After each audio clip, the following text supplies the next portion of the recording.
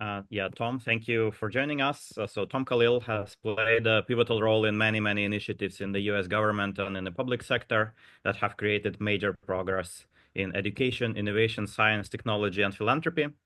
And the interview with Tom will focus specifically on Tom's work on the DARPA Grand Challenges, which now lists over 1,000 prizes, and among other things, it has catalyzed the self-driving car industry.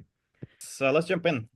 Could you tell us a bit, Tom, about how did you zoom in on the idea of creating a prize system as your tool of choice for catalyzing innovation? What were some of the options you were considering, and how did this option come out on top? It was totally serendipitous. So, when I worked at the White House from President Clinton, on the way from the White House to my apartment, I would pass a bookstore. I like to buy books, and I picked up a book called Longitude, which was how the British Parliament had supported a 25,000 pound prize in the 18th century to accelerate the discovery of longitude. And after I read that book, I thought to myself, why doesn't the US government do this? So it was an old idea whose time had come again. Mhm. Very cool. That makes sense. And so this effort ended up giving DARPA and later every agency prize authority, which was something quite new and quite bold for the government, considering that the Mhm. outcomes of prizes are inherently uncertain. So, how did you get the buy-in for this? Whose buy-in did you need, and how did you convince them that it's a good idea?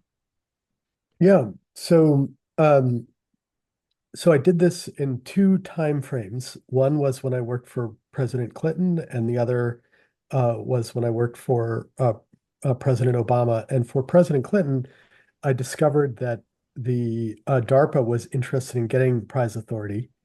So they already thought it was a good idea. And they were just having to overcome resistance from the Office of Management and Budget.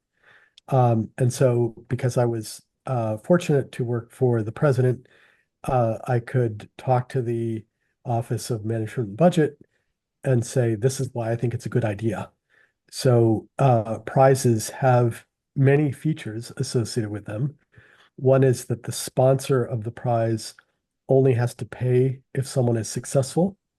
Number one. Number two, it allows the government to establish a goal without picking which approach or which organization is most likely to win.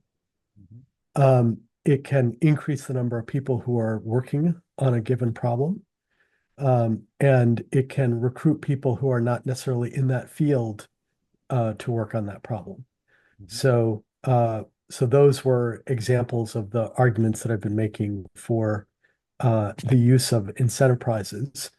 Mhm. Um, and so incentive prizes are different from a recognition prize like a Nobel Prize, which rewards you for doing something that you've already done. Here, we're trying to encourage you to do something that no one has been able to accomplish.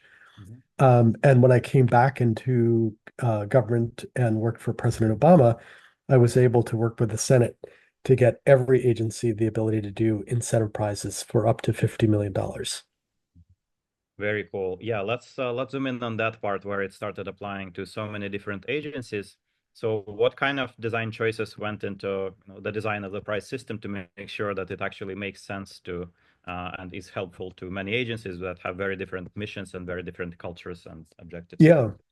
So the main thing was that the original proposal that a member of the Senate had proposed was that number one, that the prize authority be limited to one agency, the National Institute of Standards and Technology, Mhm. and number two, that the authority be limited to supporting an incentive prize to advance the state of the art of nanotechnology. Now, I was a big fan of nanotechnology. I had previously worked for President Clinton on the National Nanotechnology Initiative, which has resulted in $43 billion in funding for nanoscale science and engineering. But the argument that I made was, hey, if you're going to go to the bother of passing legislation, why don't you give this authority to all agencies? Number one. And number two, not limit it to nanotechnology, because the whole point of an incentive prize is that you want the government to be in the business of setting a goal but having a lot of flexibility as to which approach is most likely to be successful. And the senator ultimately agreed that this approach made sense. And so we were able to cover number one, all agencies, and number two, that the agencies had the ability to support a prize in any area that was aligned with their mission. Very cool. And yeah, I'm curious actually, what did those prizes end up looking like for agencies that we don't traditionally associate with innovation, like maybe the Department of Labor or the USDA? What did they end up doing with that prize authority? Yeah. So, not all uh, agencies did things that were very ambitious. So a lot of times, a lot of the prizes have been a little bit more, incremental than I would like. But there have been a number of uh, prizes that agencies are supporting that I think are really interesting. So one example is um, the National Center for Advancing Translational Science, NCATS, which is part of the NIH, uh, is supporting a prize in the area of quantum sensing, which is not an area that the biomedical research community has typically thought of. And if the if your folks are interested in learning more, you can go to challenge.gov and see well over 1,000 instances in which agencies have started using this authority. Yeah, very cool. Thank you. And can you say more about like generally, what kinds of most impressive or unusual outcomes have you seen this initiative produce in the long term? And what were some of the choices you made that you think were most important in enabling it to do that? Yeah, so as I mentioned, one of the first agencies that I worked with on this was DARPA. Eventually, DARPA organized a series of competitions related to self-driving cars. The first time they ran this, nobody won, but they had the grit to stick with it and organize a second competition. The second time they ran it, a Stanford team won. Um, Someone told me that Larry Page, then CEO of Google, was at the finish line, and he promptly acquired the winning team, which is where Waymo and Google X, which is the moonshot division of Google, came from. And although obviously it's taken a long time between that first result and when you can get in a Waymo in San Francisco, so the adage, never mistake a clear view for a short distance, certainly applies here. But I think several things are noteworthy. One is that the competition changed people's views about what was possible. So, prior to someone winning, people thought that self-driving cars, were not sufficiently mature, and that competition definitely elicited a lot more private sector investment in this. And second is a lot of the people who eventually joined the industry got to know each other through participating in the competition. So it played a very important role in the emergence of a community of innovators and entrepreneurs who are interested in working on that problem. And also of note is that Google just did a study with an insurance company and showed that self-driving cars are resulting in roughly a 90% reduction in the number of accidents Mhm. relative to human drivers. Mm. So one of the goals of that community, which was to reduce the number of accidents, is something that we have growing evidence to support. Mhm. Very cool. Thank you. And another question, can you give an example of a significant change to the approach of challenge.gov over time? Did the original approach just keep working the whole time without any major changes? And if there was a change, what motivated it? Yeah, so I think that it wasn't a change in the authority. One of the things that we tried to do was to make it easier for agencies to do this. So, for example, I recruited someone on my team um, who was from the X Prize Foundation, which had also been involved in the design of large incentive prizes. Her name was Kristen Dorglow. She was the assistant director for Grand Challenges, and she would help agencies with prize design. And then over time, there were firms that would specialize in prize designs, and that made it easier for agencies that didn't have that expertise in-house to be able to tap that. Very cool. Yeah, that's very interesting indeed. Thank you. My last question for you is, what are some of the other ideas related to incentive prizes that you're excited about? Yeah. So currently, the US government has a widely utilized mechanism for making financial commitments that are contingent on failure. Those are loan guarantees. So if you were to look at a balance sheet of the federal government, you would see trillions of dollars of loan guarantees. That is the government saying, making a conditional financial commitment, but where the if-then statement is predicated on failure. If your firm goes bankrupt, then the US government will assume those debt obligations. And what I'm interested in is how do we increase the capacity of governments, but also society more broadly, to make financial commitments that are contingent on success. So I'll give you two examples. So Operation Warp Speed is what's called an advanced purchase commitment. So there, the government said to Moderna and Pfizer, if you get an emergency use authorization from the FDA, then we will buy 300 million doses. So that uh, contingent financial commitment played an important role in accelerating the development of a safe and effective COVID vaccine. And the NASA SpaceX collaboration, NASA said to SpaceX, if you develop a rocket that can go to the International Space Station and deliver and retrieve cargo and crew, we will buy rides on the rocket, um, but we'll also provide you with uh, intermediate milestone payments for progress towards that goal that reduced US dependence on the Russian Soyuz rocket. Um, so in general, I think we should be doing more of that. We see that with organizations like Frontier Climate, which is a commitment from McKinsey, Stripe, Meta, Alphabet, and Shopify to collectively purchase $1 billion worth of permanent carbon removal. And my view is in every instance where a sector is contributing a half a gigaton or more of CO2 equivalent in terms of greenhouse gas emissions, we should be looking at whether there is a role for an advanced market commitment or an incentive prize or a stream of milestone payments to accelerate the development of innovations that we need to make the transition to a carbon neutral, or probably at this point, a carbon negative economy. Well, Um, fire away. all right. Oh, sorry. Go ahead, Shruti. Sure. I just have maybe a strategy question, but as a relatively new entrepreneur trying to navigate a challenging world of funding, prizes seem really challenging to me because it's like you put on all this effort and Sure. you're trying to survive, and then it's sort of like one winner.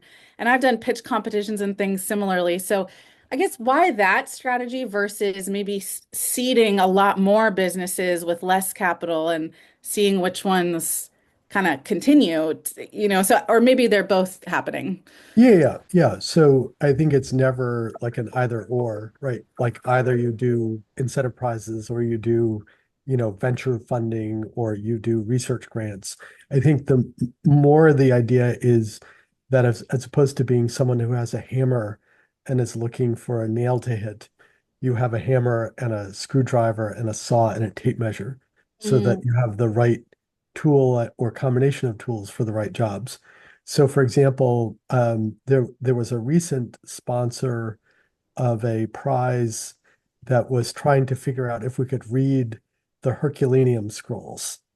So these were scrolls that had been carbonized because of the volcano that covered Pompeii and Herculaneum, and they were able to get, all these people from around the world working on the problem because there was a significant cash prize, and there was all this like machine learning talent that came out of the woodwork to work on this problem.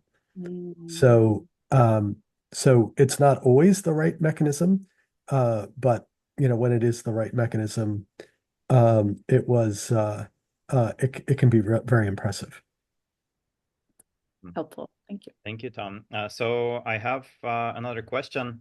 Does this mechanism work for kind of social systems level innovation, or does it mainly work for scientific innovation, like produce a widget or produce a specific deliverable? Yeah, it's a good question. I think that I don't think it necessarily works well if you have to make simultaneous progress in a lot of different areas at the same time. But you could certainly imagine having a whole suite of prizes, each of which are designed to solve some aspect of the problem. It definitely works better when you can define what good is, right? So, for example, if you think about the examples that I gave, self-driving car, it was, can you have a self-driving car that successfully finishes an obstacle course? There is literally a finish line. Or we might have a good proxy for it. So when we say we want a COVID vaccine, which is safe and effective, we can use whether or not you got an emergency use authorization from the FDA as a proxy for what we mean by safe and effective. For NASA, it was pretty clear we want a rocket that can go to the International Space Station, deliver and retrieve cargo and crew. So it definitely works better in those instances where you have a reasonably clear definition of what success looks like, as opposed to beauty is in the eye of the beholder. I'll know it when I see it. Do you think this could work kind of at the meta level where, for example, you could say, I will give you $1 million if you assemble $1 billion in pre-commitments for this technology? You could try it. I mean, that would be very interesting. But something that like hasn't been tried before, this kind of stuff? Not that I'm aware. No. Yeah. Yeah. Or I imagine, I don't know, let's say we want schools to start teaching, carbon accounting in accounting classes. And let's say we could put out a prize, we're going to give you this many dollars if you assemble commitments from 10 schools to do this. Something. Sure. Yeah. Yeah. Yeah, go ahead, Zach. Thank you. And really appreciated your answer there, Tom.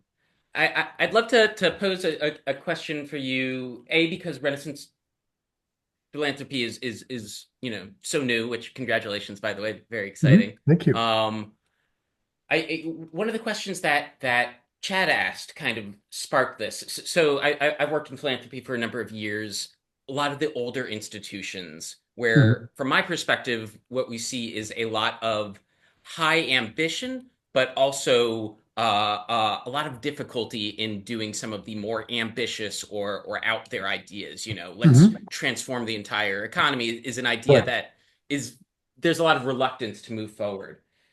And I know, like in the philanthropy world recently, on kind of using prizes as a mechanism, there was that like Insider Philanthropy article about the Earthshot Prize, and there was a lot of discourse around what is the best use of capital. And so my question is, from the work that you've done, coming from the U.S. government, now you're running Renaissance Philanthropy, you're doing a lot of advising. How do you navigate that line between wanting to move really ambitiously towards certain projects and yet knowing that your clients and the philanthropies of the world each have their own tolerances?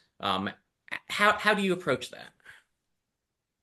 Yeah, so there is a piece on our website that is about agenda setting, and in particular, the ability of a certain type of agenda setting to create positive self-fulfilling prophecies. In the same way that when a political organizer says 1 million people are going to march on Washington, sometimes that actually happens. And it has two elements to it. One is the identification of an ambitious goal that presumably, if you told it to the right philanthropist, their reaction should be, wow, I would view that as an important part of my legacy if I were able to achieve that. And the second is a why now? What has changed about the world that makes something that would have been previously impossible now within reach? So it's not good enough to just say, I would like to save 1 million lives a year. And anyone can do that. What makes a statement like that more compelling is to say there is an Indian-based biotech company called PopVax. They have an idea for combining recent advances in AI applied to protein design, mRNA vaccines, and nanolipids to develop 3 vaccines for TB, strep A, and hep C that collectively, if they were successful, could save 1 million lives a year. So the first is just sort of wishful thinking. The second is a clear strategy about how you would achieve that goal.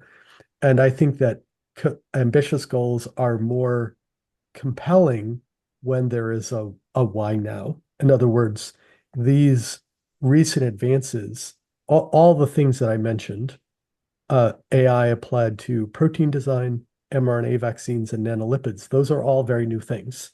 Yeah. And so there is a very clear answer to the question of like, why do you think this is now possible, and why would this have been impossible even 5 or 10 years ago?